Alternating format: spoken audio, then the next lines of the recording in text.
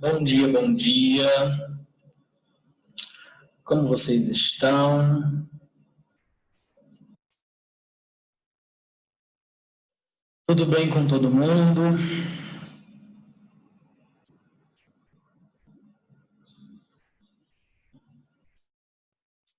Vocês estão bonitos demais nessas fotos. O que está acontecendo? Vocês vão ver que tudo que o tema da semana tem a ver com as fotinhas de vocês aí, ó. Todo mundo parecendo um modelo. Bom dia.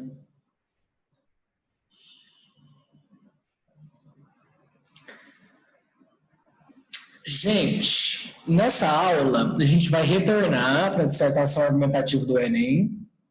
Algumas pessoas vão dar glória a Deus, né, por causa disso. Eu trouxe aqui um novo repertório e a gente vai analisar a aplicação desse repertório dentro da introdução e nos desenvolvimentos, tá bom? Vocês queriam começar a aula tirando dúvida da correção das redações que vocês estão recebendo? Quer fazer alguma pergunta? Quer dar uma sugestão, pedir alguma coisa? Fiquem à vontade.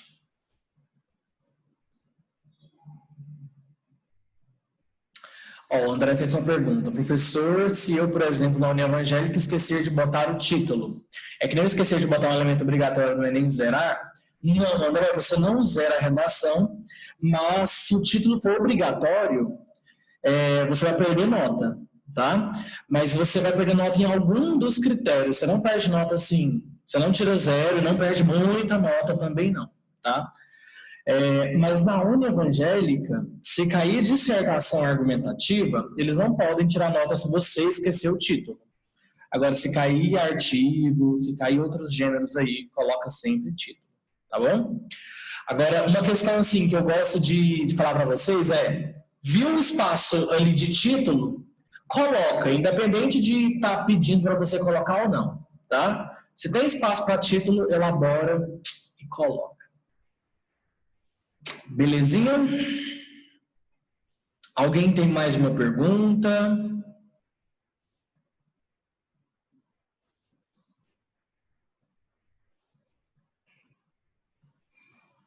Tá tranquilo? Então vamos avançar, gente. O que a gente vai ver hoje é a alegoria da caverna, o mito da caverna do Platão, dentro da dissertação argumentativa. É um repertório muito legal, porque vai dar certo, assim, quase todos os temas, tá? E é um repertório que vocês têm acesso no ensino médio, né? Imagino que todos vocês estudaram em filosofia o mito da caverna. Se não estudou, é um absurdo, porque é o mito mais famoso da filosofia inteira, né? Qualquer livro de filosofia tem esse mito. E inúmeros elementos da cultura pop trabalham com esse mito, né? Hollywood trabalha muito. Acho que vocês já viram Matrix. Matrix é uma metáfora da alegoria da caverna. Não sei se vocês já viram um filme com o Jim Carrey, um drama que ele faz muito bom, se chama O Show de Truman. Já assistiram o Show de Truman? É um outro exemplo de releitura, né, do mito da caverna, tá bom? Muito bacana de se usar na redação. Então, eu vou começar explicando rapidamente o mito, para a gente poder avançar e ver como aplicar isso dentro da dissertação argumentativa, tá? Aqui tem uma representação gráfica da alegoria do Platão. Tem tanto essa quanto essa daqui, para vocês, de uma forma resumida, entenderem o que é narrado nesse mito, né? Percebam que a gente está falando de pessoas que estão acorrentadas, né, igual essas daqui, dentro do interior aqui da caverna, e essas pessoas, elas nunca tiveram contato com a realidade. Elas nasceram, né, nesse lugar aí em que elas estão aprisionadas, tá bom? O único mundo, as únicas figuras e imagens que elas têm contato são com as sombras que são projetadas no interior da caverna. E a gente sabe que essas sombras podem ser inúmeros objetos, né, mas são representações do real, não são o real em si, né? São apenas ilusões, representações do que seria a realidade. O que acontece? Um desses indivíduos, os cativos, né, essas pessoas que estão presas aí por guilhões, ela consegue sair, né, consegue se libertar e sobe ali. A gente imagina que uma caverna é um lugar nas profundezas, né, um lugar subterrâneo.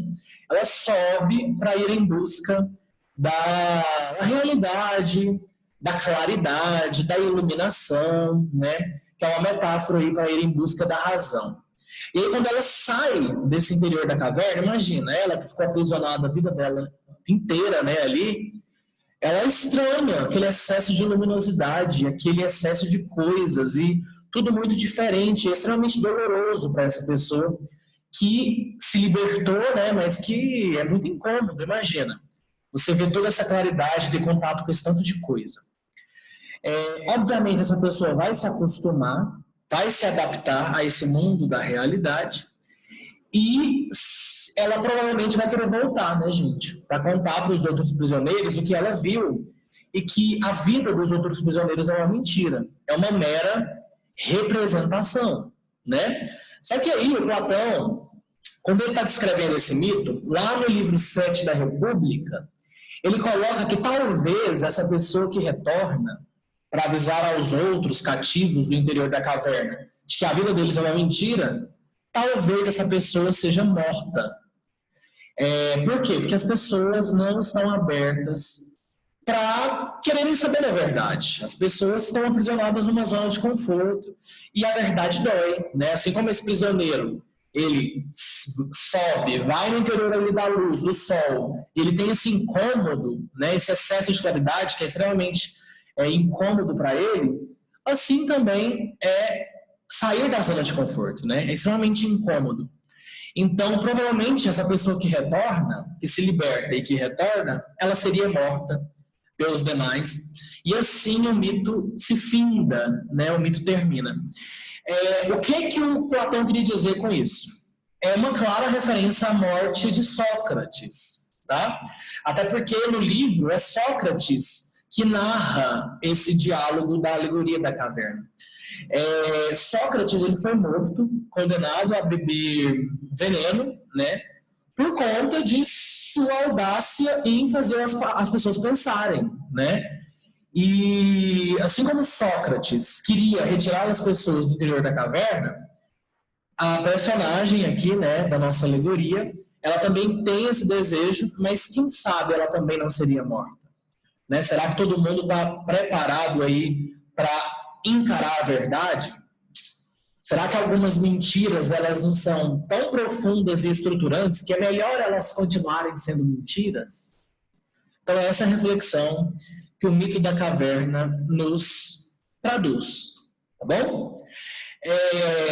Eu acho que eu chovei no molhado aqui, falei uma coisa que vocês já sabem, já estão careca de escutar, de saber.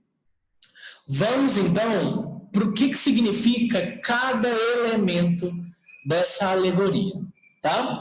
Quando vocês forem utilizar isso na dissertação argumentativa, vocês podem utilizar esses elementos metafóricos, alegóricos, para fazer uma comparação a algum elemento da realidade. Por exemplo, dentro da alegoria da caverna, nós temos a própria caverna, né? O que essa caverna representa? Ela é uma alegoria de quê? Uma representação de quê? Ela metaforiza o quê? O que seria a caverna?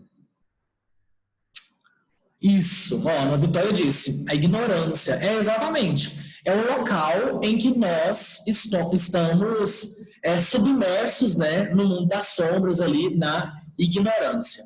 Então, eu posso dizer que a caverna é o lugar da ignorância, né? É o lugar em que eu tenho acesso apenas ao mundo da representação, ao mundo das sombras. Então, é o lugar aí da ignorância, é o lugar da ilusão. Tá? Será que a sociedade brasileira, se ela se apresentar ignorante em relação a algum aspecto, será que a gente pode dizer que ela está aprisionada na caverna assim como as personagens da alegoria do Platão, a gente pode fazer essa comparação numa dissertação argumentativa, né? Então a gente pode inclusive dizer que a sociedade brasileira ela reproduz essa caverna do Platão ao ser ignorante em relação a determinado assunto, tá bom? Os habitantes da caverna, né, que são os prisioneiros, os cativos, aqueles que têm ali grilhões que os aprisionam, né? Essas pessoas são representação de seres alienados, né? Então, ó, é uma representação para todo o processo de alienação, um processo ali, ó, de zona de conforto, né? São pessoas que, infelizmente, assumem que a ilusão ela é mais importante que a verdade, até porque elas só conhecem a ilusão, né? E a gente faz muito isso também. Com o tema da semana, já vou antecipar, olha, o tema da semana é a manipulação de imagens nas redes sociais e seus malefícios à saúde mental. A crença que muitos de nós temos nessa verdade ilusória, né, que as imagens das redes sociais nos passam e nos representam, ela traz malefícios à saúde mental e elas representam indivíduos o quê? Alienados, prisioneiros, né, dessa alteração de dados, dessa manipulação de imagens para alcançar uma perfeição. Então, os habitantes aí representam nós mesmos, que somos alienados, estamos aprisionados numa zona de conforto, são as pessoas ignorantes, né, que não têm acesso à razão. São essas pessoas. Já o Sol aqui, meninos, o Sol, esse que ilumina tudo, que está lá acima, né, a caverna é um lugar abaixo e o Sol está acima, ele já vai representar o quê? A verdade, a razão, né? É o que o Platão chama de mundo inteligível, né? Não tem o mundo sensível e o mundo inteligível. O mundo inteligível ele resguarda as verdades, todas as verdades, tudo aquilo que é real, né? Tudo aquilo que não é ilusório. E aí, olha, a saída, então, desse homem do mundo das sombras é basicamente a saída do mundo sensível para o mundo inteligível. Então, as sombras, elas representam a mentira, a ignorância, a ilusão, né? E elas também demarcam um mundo sensível, um mundo em que, para eu apreendê-lo, eu preciso dos meus sentidos, e os meus sentidos são falhos, né? Então, sombra e sol aí são dois elementos dicotômicos que se contrapõem, tá? Os grilhões, eles representam o quê?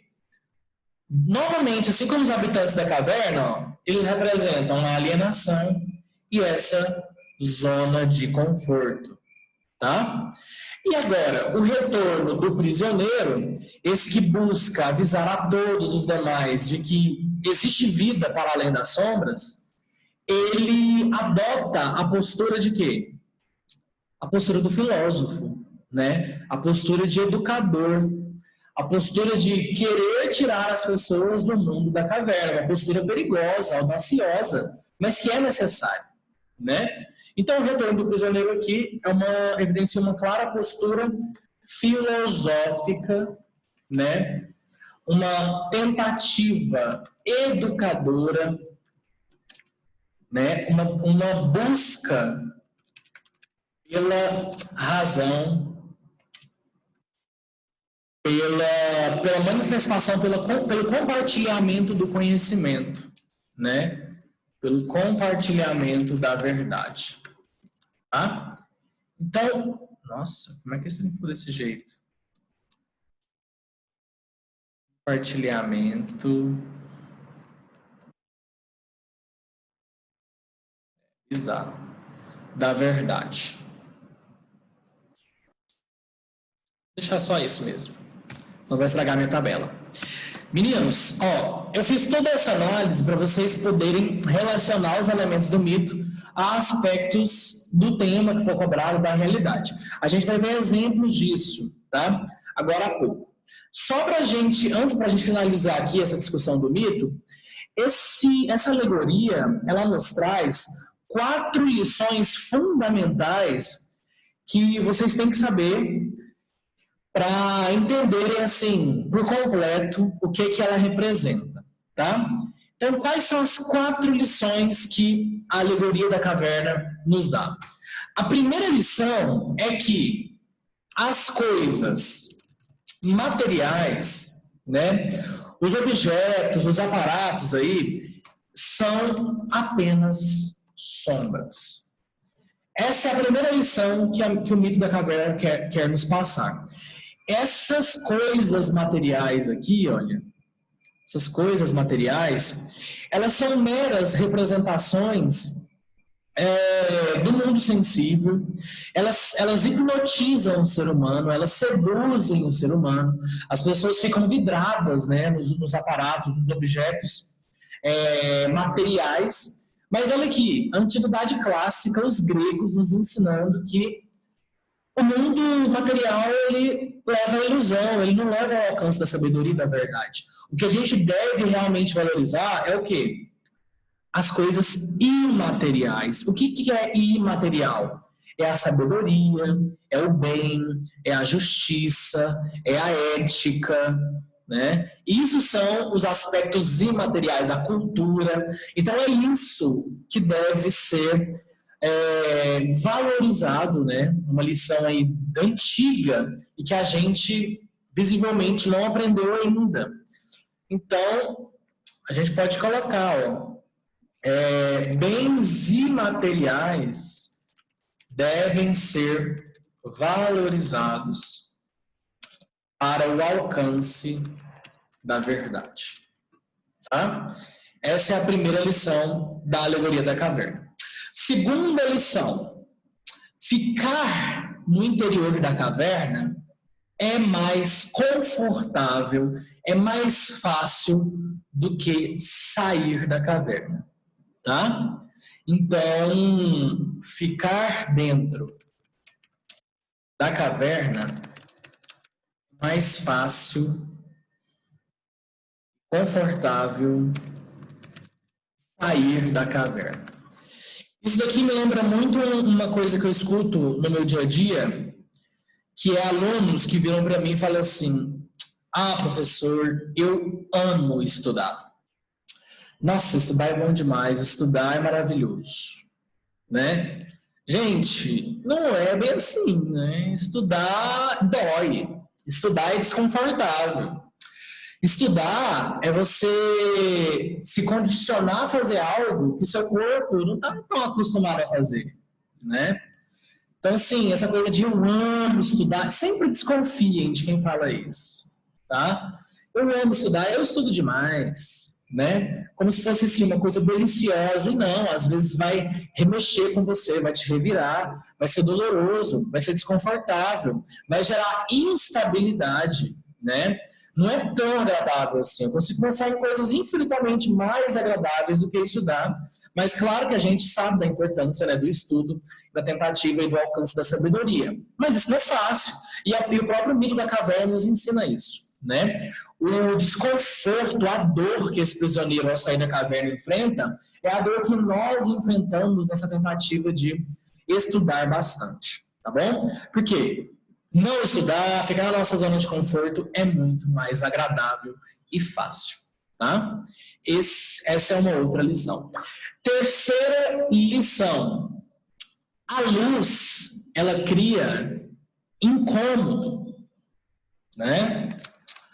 A luz cria incômodo.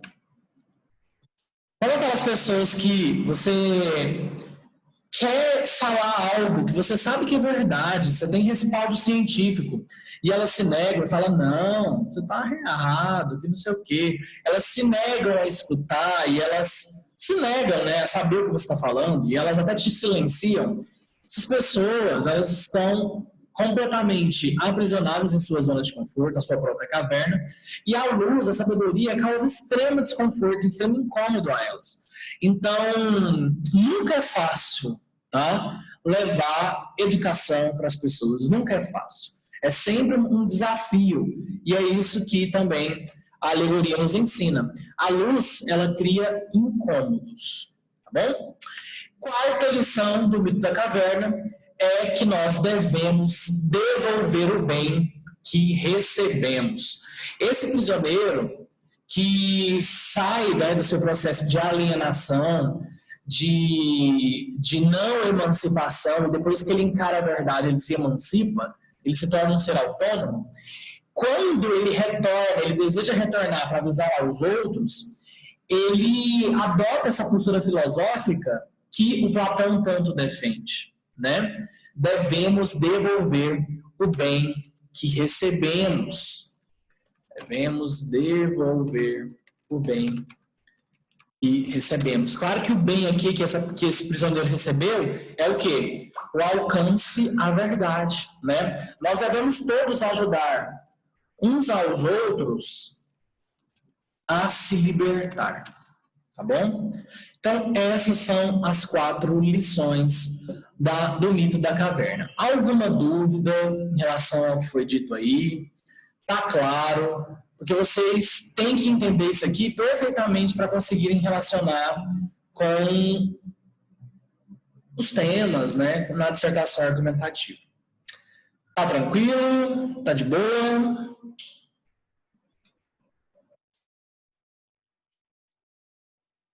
Podemos avançar. Beleza, então vamos lá. Trouxe aqui vários exemplos de introduções. Vocês vão perceber que o que está aí de negrito é basicamente a apresentação do repertório sociocultural e o resto é a tese e as problemáticas. Tá? Eu tentei colocar de várias formas o mito da caverna para ver se vocês fixam melhor o que está sendo dito aqui e como colocar isso no texto. Tá? O primeiro tema que eu trouxe é esse, olha, agressão contra a comunidade LGBTQIA+, no Brasil. Vocês fizeram esse tema, né? Olha que legal ficaria uma introdução que cita o mito da caverna. A alegoria da caverna, do filósofo Platão, relata um contexto em que indivíduos estão acorrentados e só conhecem o mundo pelas imagens projetadas nas sombras. Assim como os cativos desse mito, muitos brasileiros estão presos aos grilhões de sua ignorância e preconceito.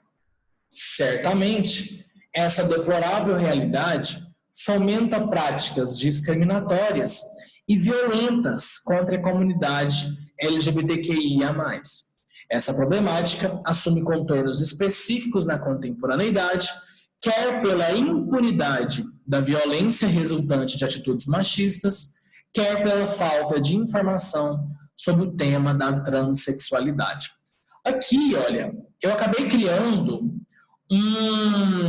uma introdução aí, ó, que serve para todos os temas, né? Todos os temas que o Enem cobra, eles são resultados de uma realidade em que nós brasileiros estamos presos a quê? Estamos acorrentados aos grilhões da nossa ignorância.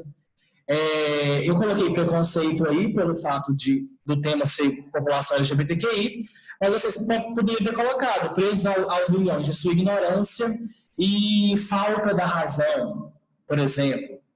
Então, é um repertório que vocês podem introduzir aí em outros temas, tá? Qualquer tema que envolva principalmente preconceito, aí não precisa mudar nada, fica exatamente assim. Aqui, olha, eu trouxe uma outra forma de vocês apresentarem as duas problemáticas, que é essa frase aqui, olha, ela pode se repetir sempre. Essa problemática assume contornos específicos no Brasil, quer pelo, coloca o problema 1, quer pelo problema 2, tá? Isso daqui é menos comum de se ver, tá? É mais raro nas introduções, e fica muito legal, já que você está mencionando dois aspectos específicos, né, do tema, tá bom? Então, fica aí a primeira forma para vocês citarem. Ó, segunda forma, o desafio de superar o preconceito linguístico em questão no Brasil. O mito da caverna, do filósofo Platão, descreve uma situação em que pessoas acorrentadas em uma caverna tinham contato apenas com o mundo das sombras. Esse mito serve de metáfora para indivíduos que se recusam a observar a verdade em virtude do medo de sair de sua zona de conforto. De forma análoga, a sociedade brasileira reproduz cavernas contemporâneas, na medida em que se encontra acorrentada a preconceitos linguísticos que impedem a construção de uma sociedade mais justa. Entre os fatores que fundamentam essa realidade, destaca-se não só o etnocentrismo, mas também a ignorância. O que foi feito aqui? Olha, agora eu mencionei a questão do medo de sair da zona de conforto. É melhor ficar dentro da caverna. E aí, quando eu coloquei, ó, a sociedade reproduz cavernas contemporâneas, eu fiz um claro diálogo com o repertório do Platão, né? Tornei um repertório produtivo e mencionei aí o tema que é preconceito linguístico. Essa maneira aqui, como eu fiz essa introdução, ela também daria certo para esse tema aqui da população LGBTQIA+, tá? Poderia ter colocado, a sociedade brasileira reproduz cavernas contemporâneas na medida em que reproduz violências contra a população LGBTQIA+, no Brasil. Sem nenhum problema, ficaria super ok, tá? E aí, a terceira forma aqui, ó, que vocês vão notar que se parece muito com aquela introdução do Rodin, do pensador, né? Também vai funcionar. Olha, Platão afirmou, por intermédio da alegoria da caverna, que o contexto é permeado por sombras, representação das ilusões. Nesse sentido, o filósofo grego defende a importância da investigação filosófica para o alcance da razão e da apreensão da verdade. Analogamente, são necessárias a reflexão e a mobilização intelectual para a superação de entraves sociais, a exemplo do aumento da obesidade infantil no Brasil. Essa problemática assume contornos específicos à contemporaneidade, quer pela negligência familiar, quer pela inobservância escolar.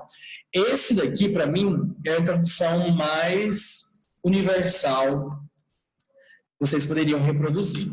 Por quê? Porque ela é basicamente uma receita aqui, olha. Até aqui. Isso daqui é um esqueletinho. Por quê? Porque basta vocês fazerem o seguinte, ó. Bem aqui, vocês vão colocar o tema. Bem aqui,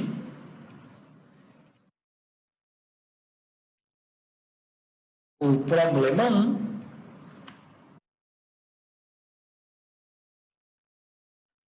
E aqui o problema 2. Tá? Por exemplo, vamos pegar o tema da semana, né? Que é esse daqui. Manipulação de imagens nas redes sociais.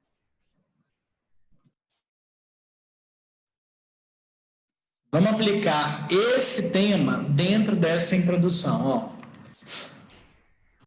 Então, copiei e colei. Ó, Platão afirmou, por intermédio da alegoria da caverna, que o contexto é permeado por sombras, representação das ilusões. Nesse sentido, o filósofo grego defende a importância da investigação filosófica para o alcance da razão e da apreensão da verdade. Analogamente, são necessárias a reflexão e a mobilização intelectual para a superação de entraves sociais, Ó, principalmente no que concerne a manipulação de imagens nas redes sociais, as quais desencadeiam entraves à saúde psíquica. Pronto. Isso daqui é basicamente o tema dito de uma forma diferente, né? Ah, já coloquei entraves aqui, né? Então, vou colocar impasses.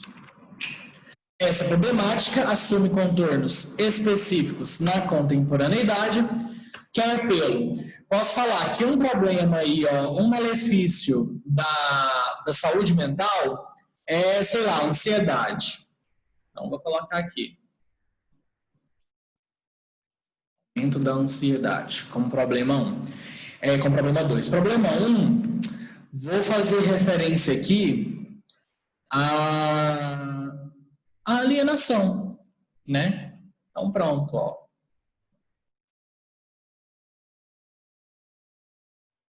Fortalecimento da alienação pelo aumento da ansiedade. Então, olha como ficou. Platão afirmou, por intermédio da alegoria da caverna, que o contexto é permeado por sombras, representação das ilusões. Nesse sentido, o filósofo grego defende a importância da investigação filosófica para o alcance da razão e da apreensão da verdade. Analogamente, são necessárias a reflexão e a mobilização intelectual para a superação de entraves sociais, principalmente no que concerne a manipulação de imagens nas redes sociais, as quais desencadeiam impasses à saúde psíquica. Essa problemática assume contornos específicos na contemporaneidade, quer pelo fortalecimento da alienação, quer pelo aumento da ansiedade. Beleza? Fizemos aí uma introdução. Concerne ficou errado? Cadê? Deixa eu ver. No que concerne a manipulação. Obrigado, Yuri. E agora, fica aí, meninos. Se vocês quiserem reproduzir na redação da semana, fiquem à vontade. Se quiser levarem para outros temas também. Aqui, olha, vocês também poderiam trazer a metáfora das sombras, né? Vocês podem dizer que essa manipulação aqui de imagens nas redes sociais também aprisionam as pessoas em sombras. Vocês podem fazer adaptações e alterar. Vai ficar bem legal. Porque é uma metáfora já que todo corretor vai conhecer, né? Assim, sendo sincero, eu não acho interessante quem vai fazer FUVEST, não, só FUVEST mesmo, utilizar o mito da caverna, porque é um mito mais famoso, né, da filosofia. E a FUVEST, assim, ela gosta de ver o aluno inovando e sendo extremamente autoral e original na redação. Então, quem vai fazer paulista, eu não acho que seria tão interessante usar mito da caverna, não. Agora, quem vai fazer Enem, Unievangélica, UEG, UFT, qualquer outro vestibular, sem ser esses mais, assim, super rigorosos, fica muito legal usar a alegoria da caverna. Principalmente no Enem, tá bom? Então, e é um repertório assim que vocês vão lembrar com muita facilidade, né? Vocês já viram isso, acho que vocês já viram isso demais. Ó, o André fez uma pergunta aqui. Professor, só para tirar uma dúvida. Se, por exemplo, na proposta de redação estiver, faço uma dissertação sobre computador, eu tenho que escolher se vou usar argumentativa ou tipo de dissertação? Então, André, existem pouquíssimos vestibulares que fazem isso, tá? Só colocam assim, escreva um texto dissertativo sobre tal tema. Se você se deparar com um vestibular que faz isso, você pode escrever uma dissertação argumentativa ou uma dissertação expositiva, tá? A dissertação expositiva é aquela em que você apenas expõe as informações sem demonstrar opinião, tá? Mas, assim, é muito difícil você ver vestibular que cobra só dissertação em geral. Quando você vê assim, ó, faça uma dissertação em prosa, é a dissertação argumentativa. E mesmo se você vê só a palavra dissertação isolada lá, faça a dissertação argumentativa, que é a que você tem mais contato, né? Não vai se aventurar aí para a dissertação expositiva, não, porque pode ficar... Você vai ter mais dificuldade, né? Você não treinou muito esse gênero. Na UEG para medicina, dissertação argumentativa ou gêneros textuais como vestibular? Gêneros textuais, tá, Yuri? Na UEG cai carta, artigo... Não lembro muito bem, mas são gêneros textuais, sim. Depois eu vou falar para vocês quais gêneros são, tá? Aquele modelo que você passou serve para qualquer vestibular que for dissertação? Sim, Maria. A não ser que o vestibular... É porque aquele modelo que eu passei, ele tem propósito de intervenção. E os outros vestibulares sem ser Enem, eles não cobram propósito de intervenção. Então você vai ter que fazer algumas alterações, retirando ali a intervenção, tá? Mas o resto super funciona. Você pode reproduzir sim, tá bom? Meninos, falta menos de um minuto, a gente continua na próxima aula.